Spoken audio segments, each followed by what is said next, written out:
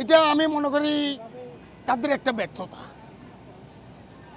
ব্যর্থতা আছে এখানে।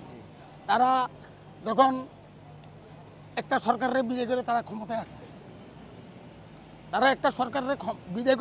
আসছে, তাদেরও আগের থেকে সচেতন হওয়া উচিত ছিল।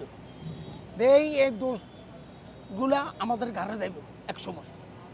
আমরা তো আর আজীবন ক্ষমতা থাকবো না।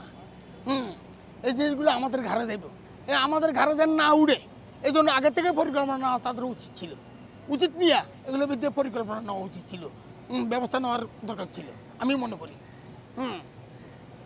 কিন্তু তারা এখানে যাতে তাদের যথেষ্ট পরিমাণ গাফিলতি আছে, এমনও দেখতেছি এখন যে যারা উপদেষ্টা তাদের গাফিলতি আছে। জি তাদের গাফিলতি আছে।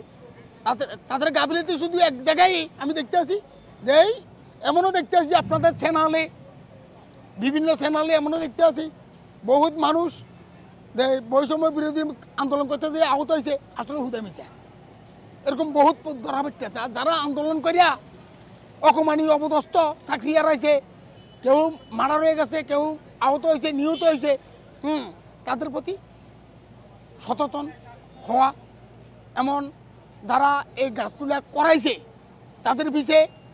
তাদের বিরুদ্ধে রুখে দাঁড়ানো, এটা তো তারা করেনি।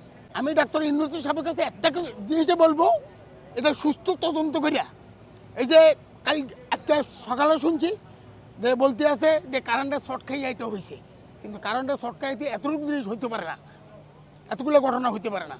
কারেন্টের শর্ট খাইয়ে একটা রুম হইতে পারে, কিন্তু 3টা রুম তো হইতে পারে না, তাও ভাগে ভাগে। এটা আমি ডাক্তার ইউনূসকে বলবো, প্রধান উপদেষ্টাকে, এটা ভালো করে তদন্ত করিয়া জনগণের সামনে তুলে ধরার জন্য। ধন্যবাদ বাবা, আসসালামু আলাইকুম।